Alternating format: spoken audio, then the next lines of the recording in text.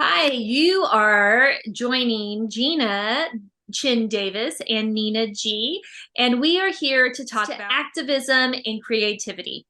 Now, there's lots of creatives who integrate activism into into their work. And for me personally, I think that it's important for people to for the world to understand that we need our rights, but then how do we win over the hearts and souls of the people?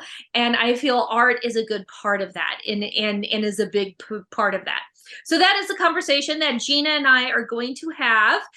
Some people who are already doing some activism and creativity include podcasters, poets, TikTokers, actresses.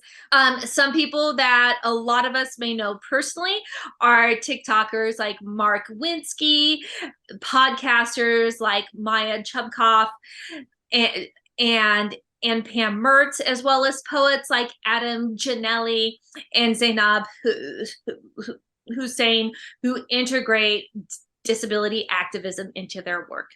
Now, Gina, um, around all of this, can you tell me a little bit about your work and the creativity that you put out into the world? So about my work, my creative work, I'm a filmmaker and a writer mostly. And I've made a feature film. It was a narrative film. And I'm just really into storytelling in whatever way that I feel like is exciting and dynamic, and I feel like will tell the story the best way. And in my own work, I think like a lot of themes around like belonging, identity, define people's expectations comes up a lot for me as themes in my work. But of course, it's all able to shift and change with the tides. And that's kind of how I like to work. It's definitely connected to how I relate to stuttering. I started stuttering when I was 4 years old.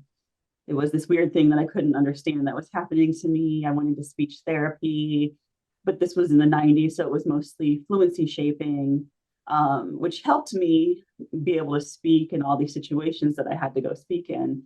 But I also really felt a lot of shame about my stuttering and that I had to hide it at like any cost, basically. And that started to really feel oppressive and just like too much for me to carry when I was about in my mid 20s. And that's when I found the stuttering community where, I met other people who have the same issue, and finding that sense of belonging, which is a theme in my work, was a big game changer for me. And it was the thing that I needed at the time. And I think it shifted how I relate to my stuttering. And in terms of identity too, like I'm a multicultural person, and like I am Black and Chinese American. I stutter, and I have all these different identities that it takes time to kind of understand, reckon with, like integrate into your concept of who you are. I like doing things that haven't been done before.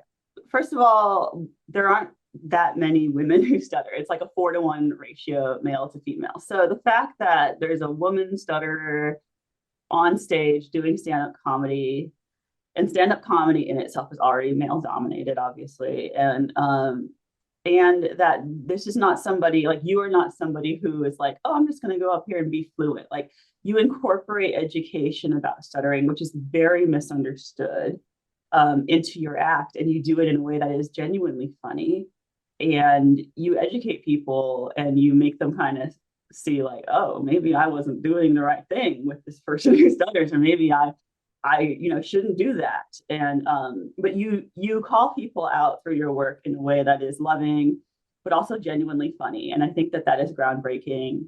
And just the fact that there is a woman up there who is stuttering freely, openly talking about it, but also talking about body issues and family stuff and her cultural background, um, that to me is kind of revolutionary, because for so long the narrative has been, do not stutter. Like, if you stutter, don't stutter. And that's what's so contrary to it. And it challenges the audience. And that's once again something that I like to put in my work. I like to challenge audiences and make them rethink maybe some of the notions or conceptions that they've held onto and make them wonder why, and maybe make them revise some of those too. And Gina, what is your movie that is coming out in October? Oh, my movie that's coming out in October is Nina G. Stutterer Interrupted.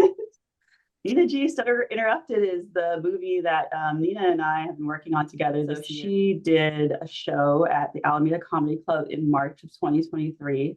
And Nina and I talked about collaborating to film the show so we can make it like a concert film. But we also really wanted to provide a little background. We wanted to provide some personal stuff, some background on stuttering. So it's kind of like a documentary woven in with a comedy set. And yeah, I'm really, really excited. That's going to be coming out in October, just in time for Stuttering Awareness Day around October 22nd. Yep. So Gina, thank you for having this conversation, and we really look forward to all of the ISAD comments and questions, and we hope to get to those soon. So Gina, it was great to work with you, and thank you for doing this with me. Great to work with you too. I'll talk to you later.